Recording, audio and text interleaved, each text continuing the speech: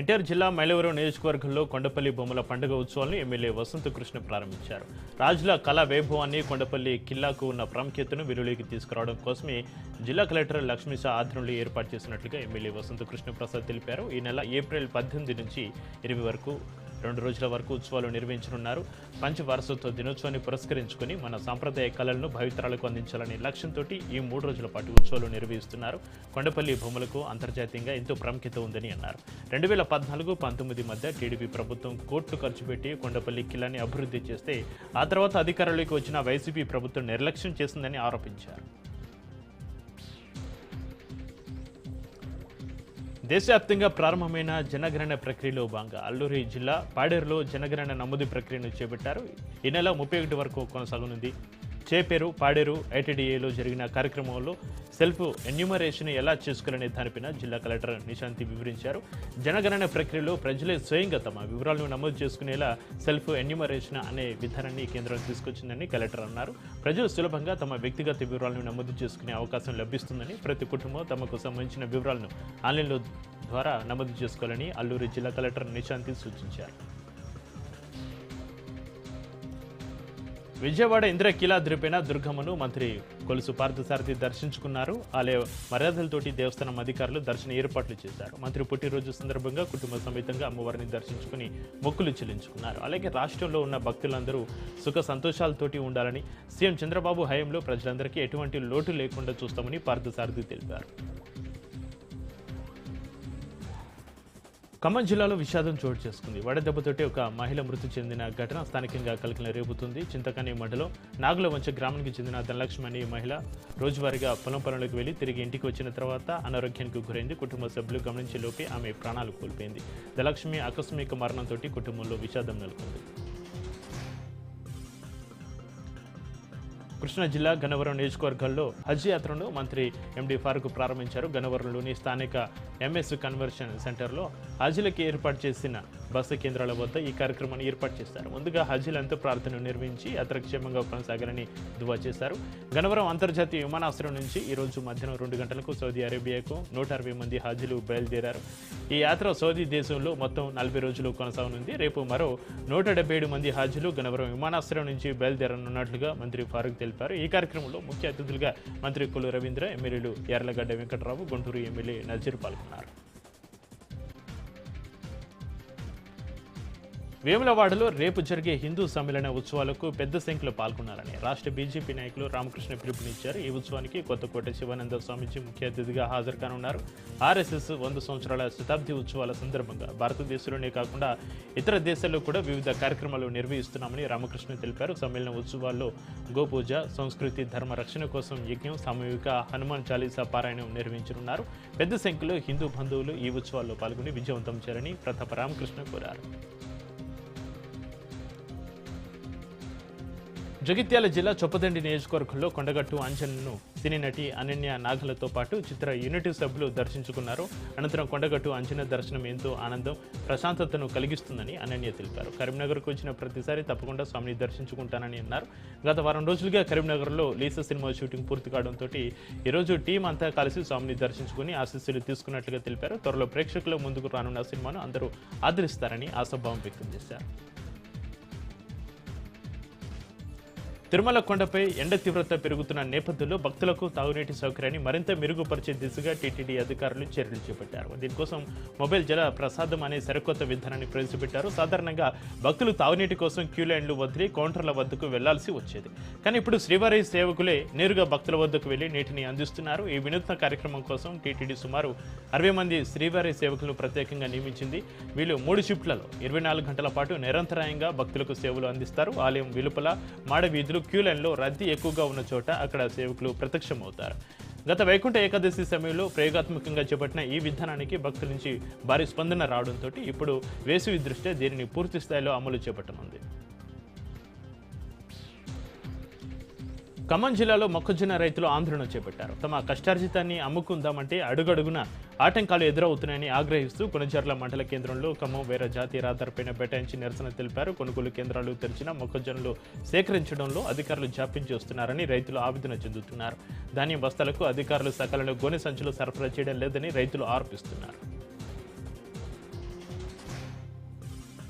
హైదరాబాద్లోని పాన్ షాపులు కిరాణా దుకాణాలపైన పోలీసులు ఏకకాలంలో తనిఖీలు చేపట్టారు. సిపి సజ్జనర్ ఆదేశాలతోటి బ్యాన్ చేసిన నిషేధితమైన గుట్కా ప్యాకెట్లు, సిగరెట్ ప్యాక్తో పాటు మరికొన్ని వస్తువులు అక్రమంగా అమ్ముతున్నారనే పక్క సమాచారంతో రైడ్ చేసి పోలీసులు స్వాధీనం చేసుకున్నారు. ముఖ్యంగా స్కూల్ సమీపంలో ఉన్న పాన్ షాపులో పెద్ద ఎత్తున గుట్కాలు, పాన్ మసాలాలు సీజ్ చేసి దుకాణదారులపైన కేసులు నమోదు చేశారు. నిషేధిత మాదక ద్రవ్యాలు, గుట్కాలు, పాన్ మసాలాలు అమ్మితే వారిపైన కఠిన చర్యలు తీసుకుంటామని సిపి సజ్జనర్ హెచ్చరించారు. వికారాబాద్ జిల్లా దరూర్ మండలంలో మాజీ మంత్రి సబితా ఇంద్రారెడ్డి పర్యటించారు. మండలంలోని నాగసన్పల్లి, తరిగోపుల, అల్లిపూర్ గ్రామాల్లో మొక్కజొన్న రైతుల సమస్యలపైన ఆరా తీశారు. రైతులకు నష్టం కలగకుండా వెంటనే ప్రభుత్వం కొనుగోలు కేంద్రాలు ఏర్పాటు చేయాలని డిమాండ్ చేశారు. వర్షాకాలం కారణంగా పంటలు రోడ్లపైన ఎండబెట్టే పరిస్థితి లేదని రైతులు ఆవేదన చెందుతున్నారు. బీఆర్ఎస్ హయాంలో రైతులకు ఇబ్బందులు లేకుండా ఎరువులు అందేవని, కాంగ్రెస్ ప్రభుత్వంలో రైతులు అనేక సమస్యలు ఎదుర్కొంటున్నారని ఆమె ఆరోపించారు. సూర్యాపేట జిల్లాలో హెల్మెట్ వాడకంపైన పోలీసులు అవగాహన కార్యక్రమాన్ని చేపట్టారు. అరేవ్ ఎల్ఎని నినాదంతో రోడ్డు భద్రత, ప్రజల హెల్మెట్ వాడకంపైన పోలీసు యంత్రాంగం హెల్మెట్ ధరించి భారీ బైక్ ర్యాలీ నిర్వహించారు. జిల్లా పోలీసు కార్యాలయం నుంచి ఎంజీ రోడ్డు మీదుగా కొత్త బస్టాండ్ వరకు ర్యాలీగా వెళ్లారు. రోడ్డుపై అజాగ్రత్తగా ప్రయాణం చేస్తే ప్రాణాలకు ప్రమాదం పొంచి ఉందని, over speed, drunk and drive, helmet, seat belt లేకుండా నిర్లక్ష్యంగా డ్రైవింగ్ చేయడంతో ప్రమాదాలు జరుగుతున్నాయని జిల్లా ఎస్పీ నరసింహ అన్నారు. ముందస్తు జాగ్రత్తలు పాటించడం ద్వారానే రోడ్డు ప్రమాదాలు నివారించడం సాధ్యమని తెలిపారు. వాహనదారులు తమ కుటుంబాలకు దూరం కావద్దు అనే లక్ష్యంతో అవేర్నెస్ కార్యక్రమాలతోటి ముందుకెళ్తున్నామని ఎస్పీ అన్నారు. పవర్ లిఫ్టింగ్ అభివృద్ధికి అన్ని విధాల సహాయ సహకారాలు అందిస్తానని ఎమ్మెల్యే తలసాని శ్రీనివాస్ యాదవ్ అన్నారు. సనత్ నగర్లోని స్పోర్ట్స్ కాంప్లెక్స్లో స్టేట్ లెవెల్ పవర్ లిఫ్టింగ్ ఛాంపియన్షిప్ను ప్రారంభించారు. పూర్తి ఆరోగ్యంగా ఉండడానికి వ్యయం, యోగాతో పాటుగా క్రీడలు కూడా దోహదపడతాయని తలసాని శ్రీనివాస్ అన్నారు. ప్రపంచ దేశాల్లో వివిధ క్రీడల్లో ప్రభుత్వాలు ప్రోత్సహిస్తాయని, మన దేశంలో ఒక క్రికెట్ను మాత్రమే ప్రోత్సహిస్తుందని ఆరోపించారు. వివిధ క్రీడల్లో ఆసక్తి కలిగిన అనేక మంది క్రీడాకారులు ఉన్నారని, వారికి ప్రభుత్వాలు చేయూత అందించాలని ఎమ్మెల్యే తలసాని డిమాండ్ చేశారు. అదేవిధంగా క్రీడాకారులు గెలుపు ఓటములను సమానంగా స్వీకరించి జాతీయ, అంతర్జాతీయ స్థాయిలలో పోటీ పడేలా కృషి చేయాలని అన్నారు. గత ఏడాది జాతీయ, అంతర్జాతీయ స్థాయిలో వివిధ మోడల్స్ గెలుచుకున్న పవర్ లిఫ్టర్లను ఎమ్మెల్యే తలసాని శ్రీనివాస్ యాదవ్ సన్మానించారు.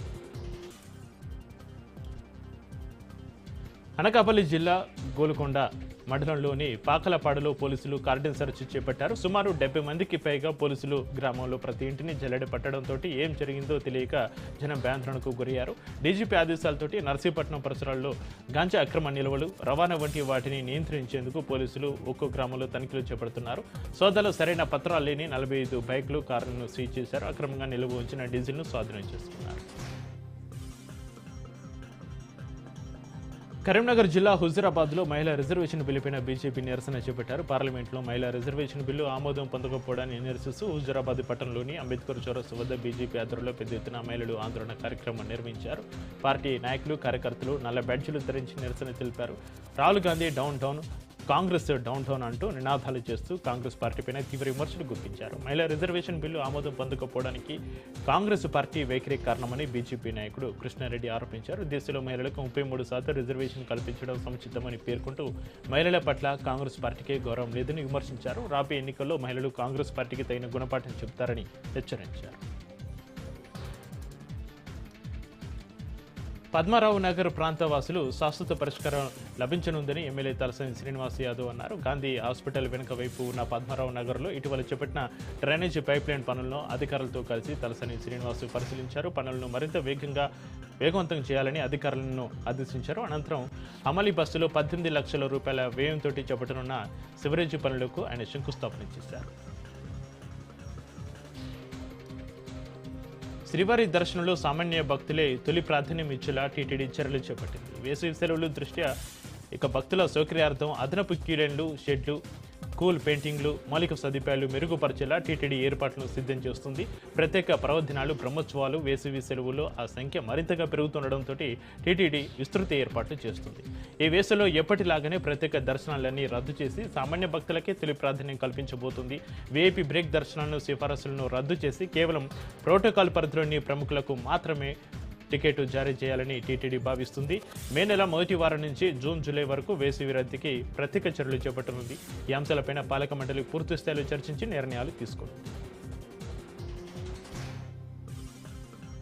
సికింద్రాబాద్లోని ఫుట్పాత్ ఆక్రమణలపైన జీహెచ్ఎంసీ అధికారులు చర్యలు చేపట్టారు. గ్రేటర్ నగర వ్యాప్తంగా చేపట్టిన స్పెషల్ డ్రైవ్లో భాగంగా పద్మారావు నగర్, గాంధీ ఆసుపత్రి పరిసర ప్రాంతాల్లో ఫుట్పాత్లపైన పాదచారుల రాకపోకలకు ఇబ్బందిగా మారిన షెడ్లు, తాత్కాలిక దుకాణాలు, నిర్మాణ సామగ్రిని జేసీబీల సహాయంతో జీహెచ్ఎంసీ ట్రాఫిక్ అధికారులు సంయుక్తంగా కూల్చివేశారు. ట్రాఫిక్ సమస్యలు పెరగడంతో పాటు ప్రజలు రోడ్డుపై నడవాల్సిన పరిస్థితి వచ్చిందని అధికారులు అంటున్నారు. నెల్లూరు జిల్లా 1వ పట్టణ పోలీస్ స్టేషన్లో జనసేన కార్యకర్తలు ఫిర్యాదు చేశారు. పవన్ కళ్యాణ్ పైన అనుచిత వ్యాఖ్యలు చేస్తున్న హైదరాబాద్లోని అంబర్పేట వాసి శ్రీనివాస్ యాదవ్, స్టాండప్ కమెడియన్స్ రఫీక్, అనుదీప్ పైన కఠిన చర్యలు తీసుకోవాలని డిమాండ్ చేశారు. పవన్ కళ్యాణ్ పాగల్ కళ్యాణ్ అంటూ అసభ్య వ్యాఖ్యలు చేయడాన్ని జనసేన నేత సుజయ్ బాబు తీవ్రస్థాయిలో ఖండించారు. దేశంలో ఏదో ఒక చోట రోజురోజుకి హిందూ అమ్మాయిలు వంచబడుతున్నారని బజరంగ దళ ఆరోపిస్తుంది. రంగారెడ్డి జిల్లా మైలార్దోలపల్లి డివిజన్లోని దుర్గానగర్ చౌరస్తా వద్ద కార్పొరేటివ్ లవ్ జిహాద్ను అరికట్టాలని విశ్వ హిందూ పరిషత్ బజరంగ దళ ఆధ్వర్యంలో నిరసన తెలిపారు. టీసీసీ కార్పొరేటివ్ సంస్థలు మహిళలపైన జరిగిన వేధింపుల ఘటనను ఖండిస్తూ బాధితులకు న్యాయం చేసి దోషులను కఠినంగా శిక్షించాలని డిమాండ్ చేసింది. ఇటువంటి ఘటనలు మళ్లీ పునరావృతం కాకుండా ప్రభుత్వాలు కఠిన చర్యలు తీసుకోవాలని విశ్వ హిందూ పరిషత్ కోరింది. కార్పొరేటివ్ కార్యాలయాలు, విద్యా సంస్థలు సహా హిందూ మహిళలు పనిచేసే ప్రతి చోట భద్రత అవసరమని తెలిపారు. హిందూ మహిళల రక్షణ కోసం విశ్వ హిందూ పరిషత్ బజరంగ దళ్ కృషి చేస్తుందని వారు స్పష్టం చేశారు. కేంద్ర రాష్ట్ర ప్రభుత్వాలు దళితులకు అమలు చేస్తున్న రిజర్వేషన్ ప్రైవేటు రంగాల్లో అమలు చేయాలని దళిత హక్కుల పోరాట సమితి నాయకులు బాల నరసింహ డిమాండ్ చేశారు. వరంగల్ నగరంలోని అబ్నుస్ ఫంక్షన్ హాల్లో దళిత హక్కుల పోరాట సమితి 2వ మహాసభ ముగింపు సమావేశం జరిగింది. ఈ కార్యక్రమంలో రాష్ట్ర జాతీయ దళిత నాయకులు తదితరులు పాల్గొన్నారు. దేశానికి స్వాతంత్ర్యం వచ్చి 70 సంవత్సరాలు గడుస్తున్న దళితులపైన దాడులు జరుగుతున్నాయన్నారు నరసింహ. కేంద్ర రాష్ట్ర ప్రభుత్వాలు ఎలాంటి దాడులు జరగకుండా చర్యలు చేపట్టాలని కోరారు. రైతులకు ఎలాంటి ఇబ్బందులు తలెత్తకుండా ధాన్యం కొనుగోలు కేంద్రాలను ఏర్పాటు చేయాలని జాతీయ కిసాన్ సంఘ్ రాష్ట్ర ఉపాధ్యక్షులు వెంకటరెడ్డి డిమాండ్ చేశారు. యాదాద్రి భువనగిరి జిల్లా భువనగిరి కలెక్టర్ కార్యాలయం ముందు నిరసన చేపట్టి అనంతరం కలెక్టర్కు వినతి పత్రం సమర్పించారు. ఎండవాన్ను ఖాతరు చేయకుండా రాత్రింబవళ్లు కష్టపడిన రైతు నష్టపోకుండా ప్రభుత్వ చర్యలు చేపట్టి ప్రతి 100 బస్తాల తూకలో రైతులను నష్టపరిచే పద్ధతిని నివారించాలని జాతీయ కిసాన్ సంఘ్ డిమాండ్ చేసింది. వరి కోతలు ప్రారంభం కావడంతో వచ్చిన ధాన్యాన్ని వెంటనే కొనుగోలు చేసేలా చూడాలని కోరారు.